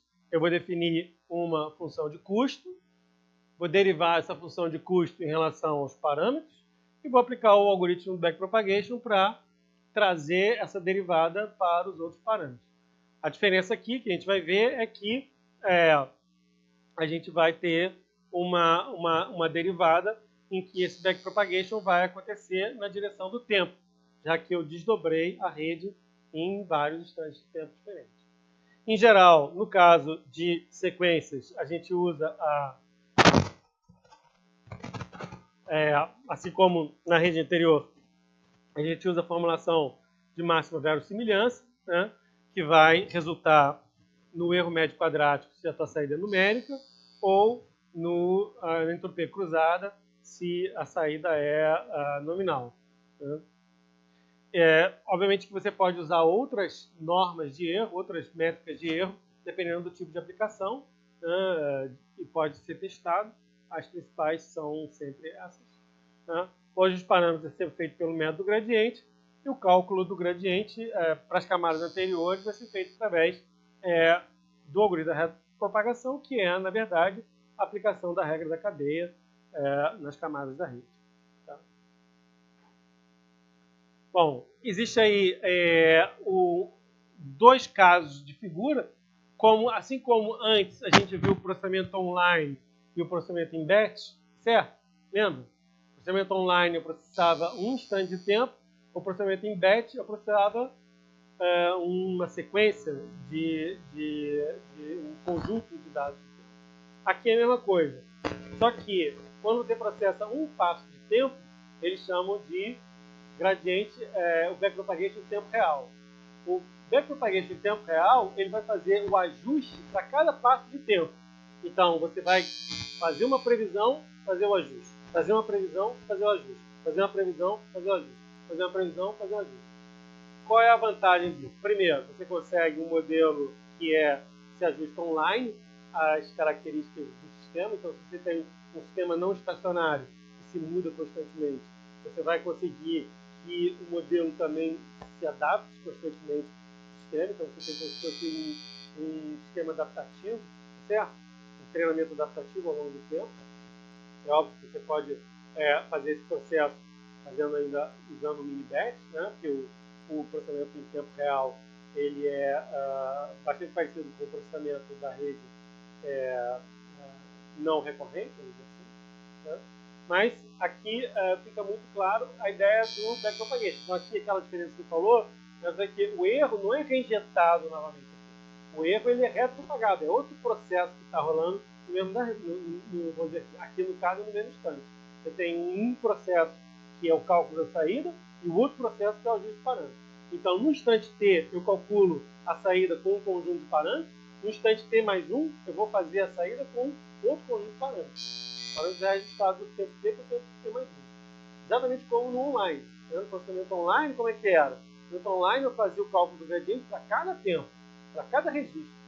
Então, o processamento do registro seguinte, ele era já calculado com o conjunto de parâmetros já ajustado naquele instante de tempo. Certo? E aqui também é isso que vai acontecer. E eu tenho, então, esse cara chamado de backpropagation em tempo real, real-time backpropagation. As equações são muito parecidas, são idênticas das anteriores, né? Mudando aí, a gente está mudando as letras, então o que vai mudar é simplesmente as letras. Então eu calculo o gradiente da função de custo em relação à saída, é chamado gradiente local, que é a derivada da função de ativação vezes o erro, né? Aquela multiplicação elemento a elemento. Né? Então essa bolinha com pontinho é multiplicação elemento a elemento, é o ponto asterístico do MATLAB, né? Que é o dot product no Python. Né? É o produto elemento a elemento de dois vetores. Tá certo? A gente lembra como é que aparece produto elemento a elemento? A gente pega o jacobiano da função de ativação, com a função de ativação só aplicada em cada elemento do vetor. O jacobiano da função de ativação é a matriz diagonal. Então, quando você pega o jacobiano da derivada da função de ativação multiplicada por um vetor, é uma multiplicação elemento a elemento. A derivada da função custo em relação ao vetor de Bias é só o gradiente local. E a derivada da função de custo em relação ao parâmetro de saída é o gradiente local vezes a entrada, que é a ativação no instante anterior. Certo? Então você tem aqui o erro, que é exatamente a comparação entre a saída calculada da rede e a saída observada, né, naquele instante T. Então esse erro aqui, vamos dizer, vou chamar ele de erro observado, certo? Porque ela depende da saída observada. E para fazer diferença desse erro aqui com esse aqui, que esse aqui é o erro propagado, ele é propagado exatamente como antes. Né? É a matriz aqui de peso dessa camada multiplicado pelo gradiente local. Então, V transposta 2 e delta 2. Então, esse gradiente local é retropropagado para o ajuste dessa camada aqui. Você vai usar esse cara aqui para fazer o ajuste desses parâmetros aqui. Tá certo?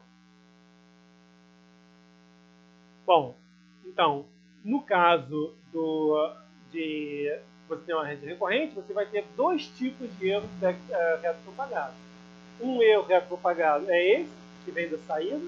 Então, ele vem retropropagado lá da saída. E, lembrando que esse vetor de ativação está alimentando o próximo estado do tempo. Lembra? Tem uma recorrência aí. Né? Então, vai vir um erro retropropagado lá do vetor de ativação do outro lado. Certo? Então, esse outro erro retropropagado aqui, né? Então, eu estou fazendo aqui o ajuste da camada recorrente.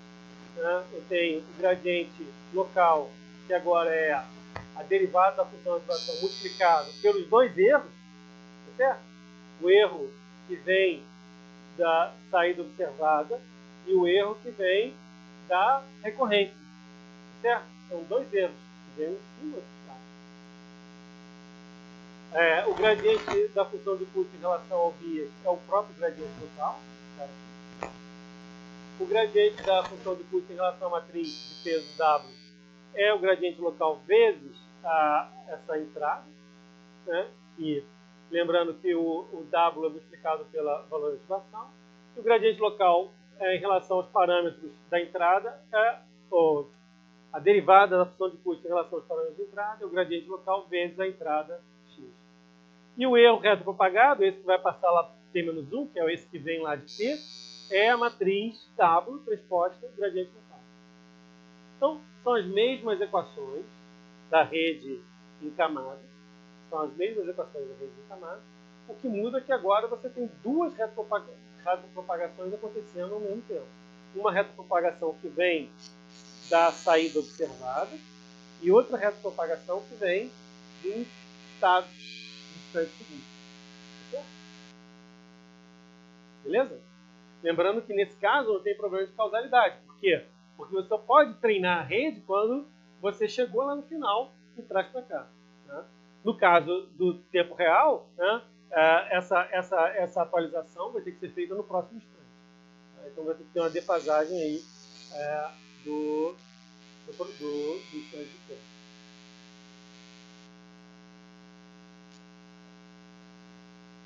Isso. Você tem esse erro aqui, ele é função do ΔI, que é a função do erro anterior. Na verdade, ele é a função do gradiente local anterior, do erro anterior. Né? Que vai dar o problema exatamente isso aqui, né? Porque você vai ficar multiplicando toda vez pelo mesmo W. Né? E aí, se você multiplica uma coisa sempre pelo mesmo W, o que acontece? Se os autovalores são menores do que 1, ele decai para 0. Se os autovalores são maiores do que 1, ele explode. A gente vai chegar lá. Bom, então esse seria aqui o processamento online, que é muito pouco utilizado, na verdade. Isso aí seria se você tem necessidade de ficar ajustando um modelo continuamente, tipo, para um processo altamente não linear e adaptativo. O que é utilizado mais frequentemente é o chamado backpropagation através do tempo, né? Em que aí sim você vai ter essa visão da sequência toda como um todo, da sequência como um todo, você vai ter as propagações realizadas ao longo do tempo. Então, as equações são muito semelhantes. Então, agora, eu peguei a minha rede recorrente e desdobrei ela no tempo. Então, eu vou fazer as mesmas equações que eu acabei de fazer, que são as mesmas equações lá da rede em camadas. Se você fizer aí o que a gente está mudando aqui, como a gente mudou aqui o nome das matrizes, né, para evitar a notação de camadas, para ficar mais simples, né? Então apareceu essa letra U e essa letra V e essa letra C. Mas se você pegar as equações que a gente viu lá para o backpropagation da rede em camadas comum, você vai ver que as equações são exatamente as mesmas. Ou era para ser, senão tem algum erro nos slides. Tá? Então vamos lá. Então, novamente, eu vou ter dois tipos de retropropagação. Uma retropropagação que vem da saída observada em cada instante de tempo e uma retropropagação que vem da recorrência. Tá certo? Então vamos ver uma de cada vez. Então, vamos lá. Eu estou fazendo ajuste da camada de saída primeiro.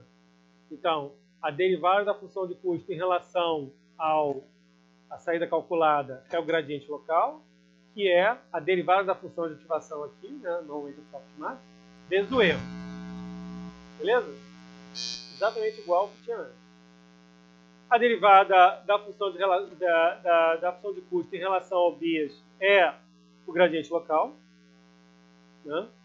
E a derivada da função de custo em relação à matriz V é o gradiente local vezes H de T.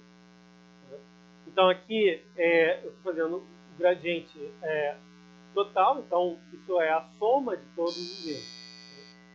Então para cada erro você vai ter um T menos 1, depois você vai fazer o ajuste somando esses caras todos.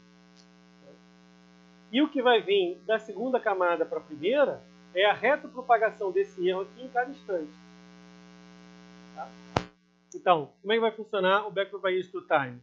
Você vai fazer o processamento de todos os instantes de tempo, desdobrar a rede em N espaços de tempo, calcular todos os erros, fazer todas as retropropagações, somar tudo e atualizar.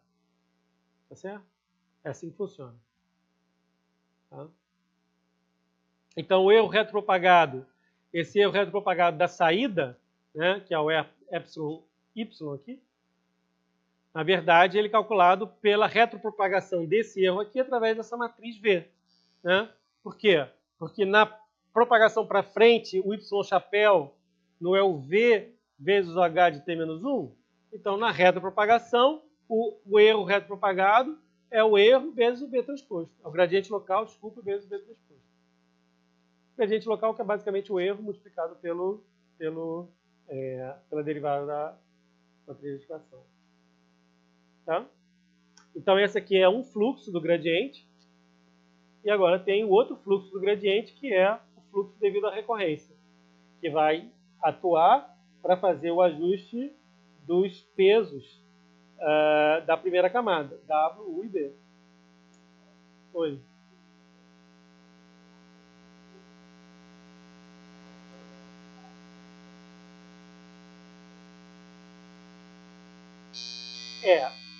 Na verdade, a gente ia chegar lá, mas já que você tocou no assunto, sim.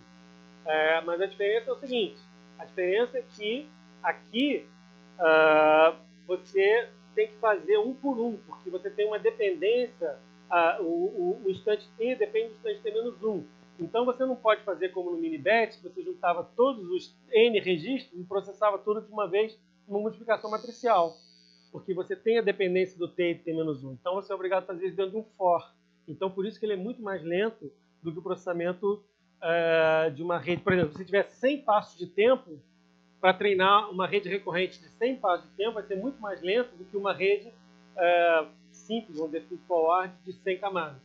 Porque na rede de 100 camadas, você vai fazer a multiplicação matricial. Aquela ideia da paralelização, da multiplicação matricial, etc. Ele não vai ser paralisado. Por que ele não vai ser paralisado? Porque o H, para você calcular o H de T mais 1, você precisa ter calculado o H de T. E que precisa ter calculado o H de T menos 1. Então não tem jeito, é 1 por tempo. Então você não tem como sair do for. Entendeu? Então, tipicamente, a rede recorrente ela é mais complicada. A diferença é que você não vai processar sequências de milhares e milhões de registros, como você tem sequências de imagens ou de outros datasets, por exemplo. Então, as sequências aqui são relativamente curtas, mas a gente vai ver que os modelos, por exemplo, as estruturas de processamento que você vai encontrar, por exemplo, no tradutor do Google, são 8 camadas de GPU. É um negócio pesado. Bom, vamos tentar entender aqui o esquema. Então, a gente viu que existe essa retropropagação aqui, que vai ser gerada no ajuste parâmetro da camada de saída. No ajuste parâmetro da camada, da primeira camada, você vai receber 2 erros. Tá certo? Um que vem de cima, que vem o erro de saída, e o outro que é o erro recorrente. O outro que vem do processamento da camada seguinte, do tempo seguinte. Tá certo? Então, aqui o gradiente local é a soma das duas parcelas de erro. A parcela de erro que vem do erro de saída, considerando que você tem uma saída para cada tempo, né? E da parcela de erro que vem da recorrência, do cálculo do estado no instante seguinte. Tá certo? Então, o ajuste de parâmetros, né, na verdade, o gradiente em relação ao vetor de Bias é simplesmente a soma do gradiente local. Aqui não muda nada em relação, né, ao ajuste de parâmetros dessa matriz W. O gradiente local vezes o H. Observa que o ajuste é feito na soma de todos os tempos. Você é preciso calcular todos os tempos para fazer depois a retropropagação para todos os tempos. E o ajuste de parâmetro da matriz U é o gradiente local vezes as entradas, a soma, né, desse produto do gradiente local vezes as entradas. E para cada instante, o gradiente local, né, o erro retropropagado no instante t-1, o erro devido à recorrência no instante t-1, é a matriz de conexão recorrente, a matriz de transição, multiplicado pelo gradiente local. Então, esse cara aqui é essa matriz aqui vezes esse gradiente local calculado nesse tempo t aqui. Que soma esse cara aqui vezes esse cara aqui. Né? Então, na verdade, esse cara que passa lá, que passa para cá, ele já contém um pouco a informação do erro de saída. Tá certo? Tá vendo isso? Né? Então, o erro de saída aqui, ele junta aqui e passa para cá. O erro de saída aqui, ele junta aqui e passa para cá. O erro de saída aqui junta e passa para cá. E assim sucessivamente. Então, você tem o processamento para frente aí, né, é o desdobramento da rede recorrente em diversas camadas de acordo com o número de entradas, número de passos de tempo. E o processamento para trás é a retropropagação desse erro em relação a todos os instantes de tempo.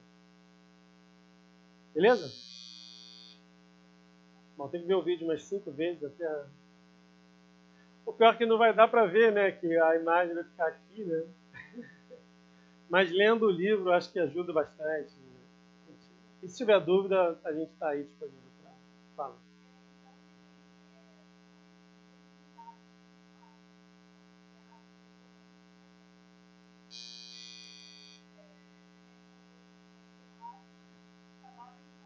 Pode. Eu estou explicando a rede vanilla. Né? Nada te impede aqui, existe essa ideia de compactação, a ideia de encapsulamento continua valendo. Você pode colocar uma camada de convolução antes, 3 camadas totalmente conectadas depois. Você pode bolar a tua topologia da maneira que você quiser. Aqui a gente está estudando simplesmente a rede recorrente simples, que tem 2 camadas. Mas você pode ter uma rede recorrente de múltiplas camadas. Faz sentido. Se você tem, por exemplo, um vídeo, a primeira camada tem que ser uma camada de convolução. Você vai ter o filtro de convolução, que depois vai gerar uma camada de feature, e essa camada de feature você vai fazer recorrente.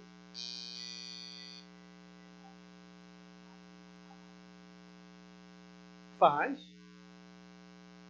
sentido. Foi aquele teste que a gente mostrou testou várias recorrências. A gente vai ver aí também outros modelos tipo GRU e LSTM, tem mais de uma camada de recorrência. Faz recorrências de sinais diferentes. Entendeu? Então, dependendo da tua aplicação, faz sentido. Né? O que acaba acontecendo é que, na verdade, esse cálculo todo fica meio que transparente para você se você está simplesmente interagindo com uma plataforma. Então, se tem, por exemplo, um modelo de rede recorrente numa plataforma de TensorFlow, você vai aplicar o gradiente lá, esse é o gráfico computacional, ele vai calcular a derivada do gráfico computacional, isso vai ficar meio que transparente para o usuário. Mas, se você tem um problema diferente, você quer criar um negócio diferente, você vai ter que se debruçar sobre essas equações. E o mais importante é entender o problema. Por que treinar uma rede é complicado? E é basicamente devido a essa equação aqui. A gente vai falar daqui a pouco. Né?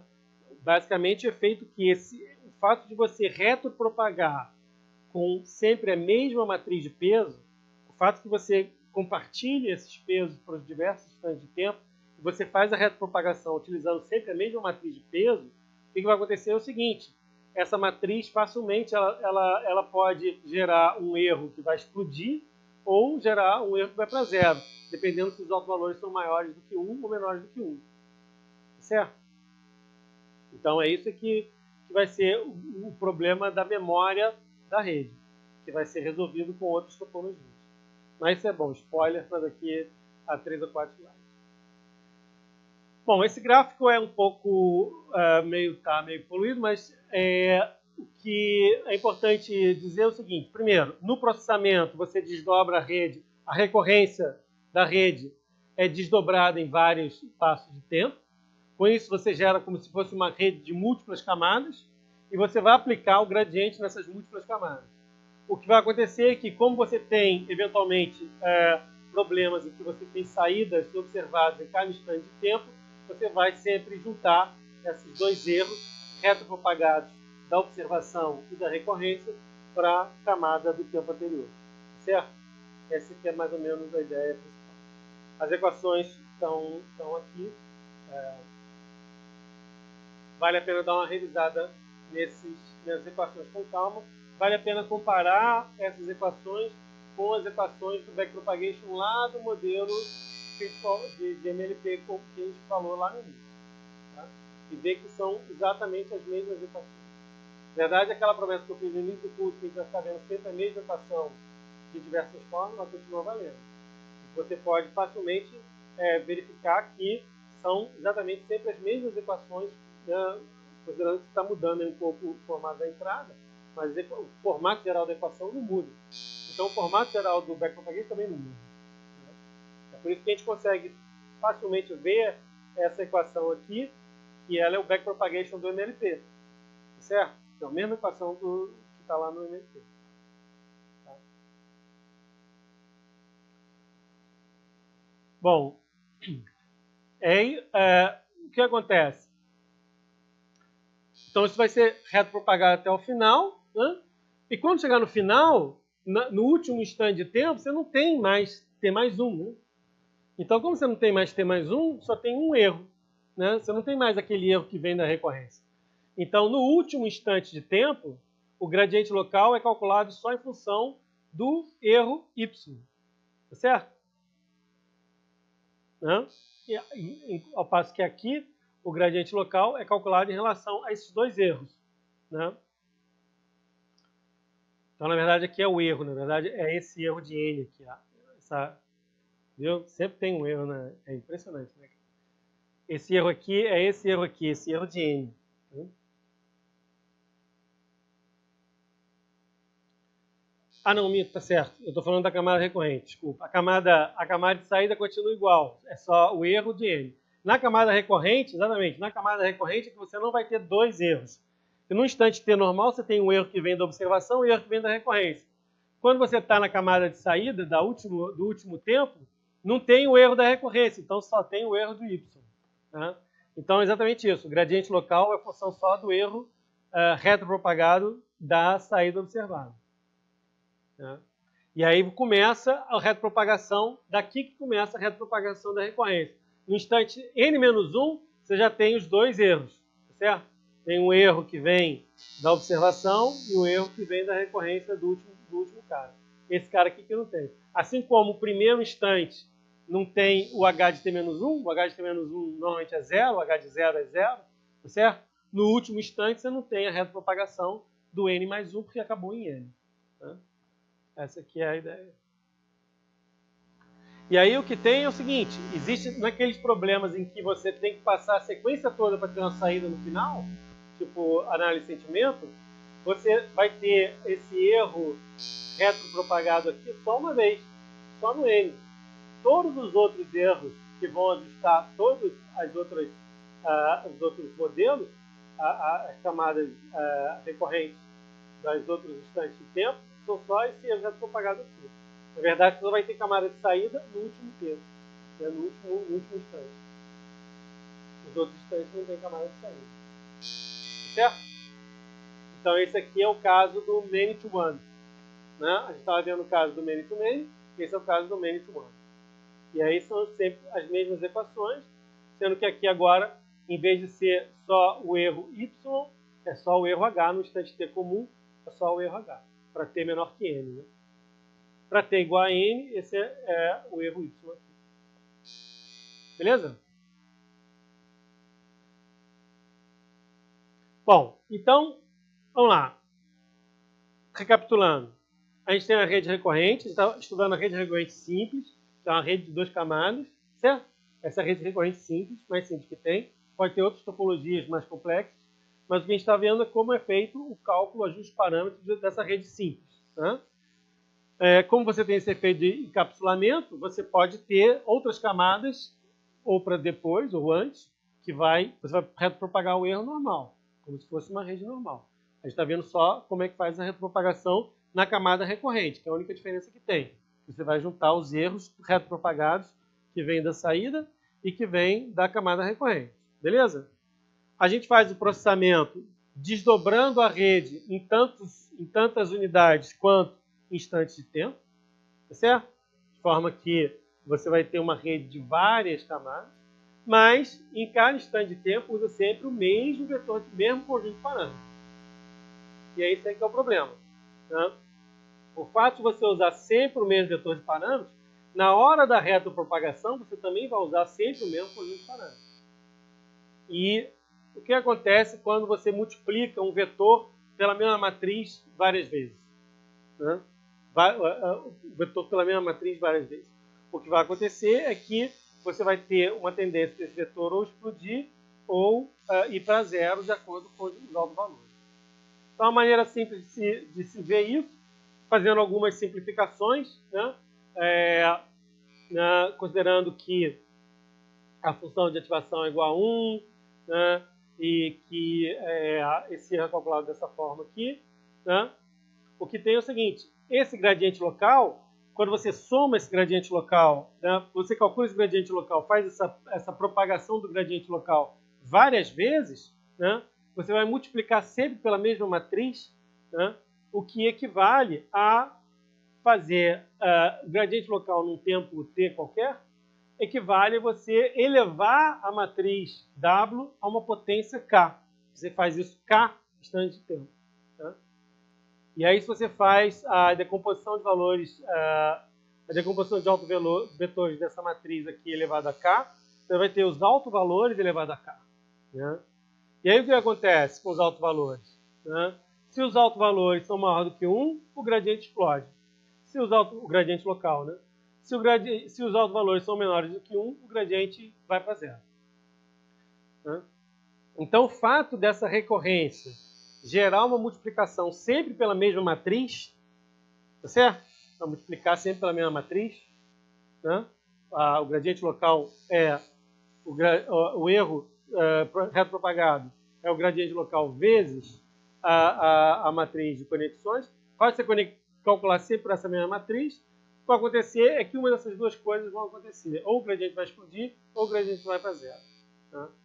Nesses dois casos, o caso do gradiente explodir é o mais fácil, porque você pode botar um limitador, tipo, se o gradiente for maior do que um número tal, você limita ele. Quando o gradiente vai para zero, é mais difícil que o que vai acontecer, que o teu treinamento vai parar. Se o gradiente é zero, o ajuste de parâmetro é zero, né? E você não vai ter, você não vai avançar mais no treinamento. Né? Então, esse é o problema mais sério. Certo? Então, isso foi explorado em diversos trabalhos, né? E esse aqui é um trabalho já de 94, lá do Bailey, em que ele pegou uma rede muito simples, né? Uma rede de uma entrada e uma recorrência em um só parâmetro, e ele testou quantos espaços de tempo ele conseguia lembrar. Né? Então, fazia o treinamento e via quantos espaços de tempo atrás ele conseguia lembrar. E verificou que, para diversas configurações diferentes, a memória ela perdia a memória para parte de tempo muito, muito anteriores. Então, você não tinha memória de longo prazo. Então, se você quer processar uma sequência, né, quando você chega na 20ª ou 30ª palavra, o modelo já esqueceu a primeira. Né? Então, essa característica do gradiente ir para zero gera o fato de que a memória da rede ela é limitada. Ela só lembra de alguns passos atrás. Em algumas aplicações é interessante você ter uma memória de longo prazo, né? Principalmente para processamento de sequência, né? Então, por exemplo, assim, em alemão, se você quer saber um número, né, tem que esperar o cara chegar na última unidade para saber se é milhão, se é milhar. Então, tem que entender, às vezes você tem que processar várias letras, várias palavras para chegar ao entendimento, né? Então, você tem aí uma espécie de atratores, né, em que, dependendo para onde for, o gradiente vai cair para um lado ou vai cair para outro lado. E aí você tem essa ideia do clipping, né? Se você tem um problema de explosão do gradiente, basta você limitar, né, o tamanho da direção de busca. Se a direção de busca for maior do que um determinado threshold, você então você atualiza isso, divide pela norma, por exemplo. E aí você consegue que o gradiente consiga não ser jogado para um lugar muito longe de que ele deveria ir. Bom, aqui tem a ideia de alguns truques, né, da apresentação lá do Bendy. Então, essa ideia de clipping gradiente é para você evitar a explosão do gradiente, né? Utilizar sempre o momento, questão da inicialização, né? Quebrar simetrias, né? Usar gradientes esparsos, né? E, basicamente, criar outras estruturas que reduzam essa ideia de gradiente que vai para zero, que é exatamente os modelos que são mais conhecidos, que é esse GRU e o LSTM. Bom, aqui também são algumas dicas do Bendy, entre as quais aqui como treinar redes neurais recorrentes. Então, isso é conhecido que é um problema complexo de treinamento, né? Mas dessas ideias todas que ele dá aí, usar a Hessiana, essa EcoState, etc., a gente vai ver esse LSTM, que é uma abordagem que permite um fluxo contínuo do gradiente, de forma que você não tenha esse problema do gradiente que se anula. Tá? Bom, então vamos ver quem é esse LSTM, que foi uma ideia de rede recorrente proposta em 97, né, já em 97. E a ideia é criar um conjunto de portas. Então, na verdade, que negócio você perguntou, vale a pena criar vários estados? Então, na ideia dele, vale. Ele cria várias portas, cria uma topologia que é formada pela combinação dessas várias portas, né? Então, tem essa porta de esquecimento, chamada porta de esquecimento, para você esquecer o que não é importante, né? Você tem essa porta de entrada, né? Tem essa outra, eles chamam de input gate ou gate, né? E essa porta de saída. Na verdade, são todos estados, né? Todos vetores de estados. São vetores diferentes de estados. E utilizam a função de ativação sigmoide. No modelo LSTM, ele utiliza a versão de ativação sigmoide, mas a forma geral é sempre a mesma. WH, U de X mais B. WH mais U de X mais B. WH, U de X mais B. WH, U de X mais B. Cada um o seu próprio conjunto de parâmetros, né? Então, você tem o WF para calcular o F, o WI para calcular o I, o WG para calcular o G, o WO para calcular o O e vai. O que muda um pouco essa atualização dos estados. Então, o estado atual é o estado esse de forget vezes o estado T-1, multiplicado por esse G vezes o estado I. Né? E a saída de ativação é o O multiplicado pela tangente hiperbólica do S. Então, o modelo aparentemente bastante complicado, mas o que a gente vai ver é que ele fornece, na hora do treinamento, ele fornece um fluxo contínuo do gradiente, de forma que ele impede essa ideia, esse efeito do gradiente que se anula, gerando então aí a capacidade de uma memória de longo termo. Tá? O que é curioso na literatura é que esse LSTM é desenhado cada hora de um jeito. Então, no livro do Bendio, ele tem esse desenho. Se você buscar na internet, você vai ver vários outros desenhos para o LSTM, cada um de um jeito. Tá? Então, a gente vai também aproveitar um pouco o desenho lá do curso de Stanford, tá? Fazer essa formulação aqui, essa ideia da representação. Então, qual é a ideia? A ideia é que você tem aqui um conjunto de 4 portas que recebe a entrada. Né? Você pode representar o conjunto de 4 portas concatenado, como se fosse um vetorzão. Uma matrizona de pesos, que é o WF, WI, WG e WO. Né? O UF, o I, o G, o O, o BIAS, F, I, G e O. Tudo concatenado numa mesma matrizona. E a entrada X e H de T-1 concatenado nesse vetor. Tá? Então, a multiplicação desse cara por esse cara vai dar esses valores aqui. Você tem essa saída e atualização de estado para essas duas equações. Então, isso pode ser representado nesse diagrama. Você tem a entrada aqui, tem 4 conjuntos de parâmetros, que vão sair 4 portas. Né? Essa porta aqui vai multiplicar pelo estado em T-1. Então, você tem F vezes o estado de T-1. Então, esse cara aqui, ele vai dizer se você vai precisar esquecer ou não se o estado anterior é relevante ou não. De repente, você está num processamento que o que aconteceu antes não é muito relevante para você. Então, você começa a esquecer o que é relevante. Ou não, realmente é interessante, então você não esquece. Então, esse estado de esquecimento ele vai determinar se você deve usar ou não deve usar o estado anterior. Né? Esses dois caras vão combinar aqui para juntar com esse cara aqui e dar essa saída do estado, que vai propagar para o próximo estado. Aqui, a tangente hiperbólica do estado vai multiplicar com essa saída O aqui, que vai dar a próxima vetor de ativação. Então, essa é uma rede que tem 2 recorrências. Ela tem uma recorrência H, no valor de ativação, e ela tem uma recorrência no vetor de estados. Tá certo? Que cada unidade tem um S de T, que é uma função de ST-1, e um H de T, que é uma função de H de T-1. Tá certo? É um pouco mais complexo. Mas qual é a ideia?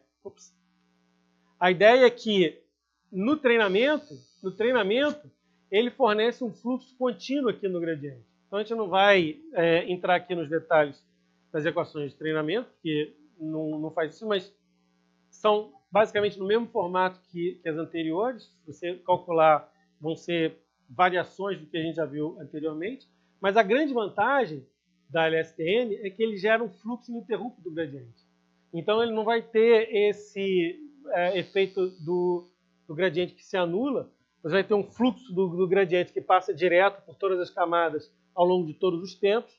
E você vai ter, então, um valor de gradiente, vamos dizer assim, forte para gerar o ajuste de parâmetros de todas as camadas. Certo?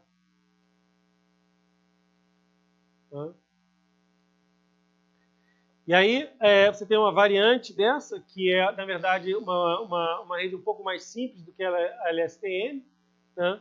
Que ela não tem tantas portas, na verdade, só tem 2 portas, essa Z e essa R. E foi proposta nesse paper aqui, que mostra que tem um desempenho um pouco melhor do que o modelo do modelo do LSTM. Na verdade, você pode combinar essas coisas em diversos modelos diferentes. Então, aqui, esse paper aqui é bastante interessante, que ele combina diversas topologias diferentes de redes recorrentes. Então, aqui tem as diversas topologias, ele explica melhor no paper essas diversas topologias, basicamente usando 3 datasets benchmarks. Esse TMIT aqui é um de reconhecimento de fala, né? E mostra que nem sempre estruturas mais complexas são as melhores. Né? Então, aqui você vê o erro, né? E aqui o número de parâmetros. Né? Então, você vê que o modelo Vanilla, às vezes, consegue um desempenho comparável com modelos mais complexos. Então, é de se considerar se vale a pena realmente usar estruturas muito complexas para propagação de modelos. É aquela ideia de sempre, né? Tipo, não existe o melhor modelo que vai ser melhor sempre vai ter o melhor modelo para cada tipo de aplicação. E, finalmente, existem algumas outras explorações sobre diferentes estruturas, então, combinando características do LSTM com o GRU. né, gerando essas redes que ele chamou de MUT aí, e ele gera então também alguns datasets benchmark. Então ele chega à conclusão que em alguns casos alguns modelos vão ser melhores do que os outros, mas você vê que você pode ter uma, vamos dizer assim, uma boa criatividade aí, vamos dizer, na combinação dessas diversas topologias de GRU com LSTM, gerando resultados diferentes. Na verdade, se você for ver, os resultados nem são tão diferentes assim, né? Em alguns casos eles são melhores, em outros casos são bastante parecidos, depende exatamente do problema. Então, na verdade, a conclusão continua sendo basicamente a mesma, né, que a gente já vem trabalhando. Não existe o melhor modelo para tudo, né? Existe sempre o melhor modelo para a sua aplicação, né?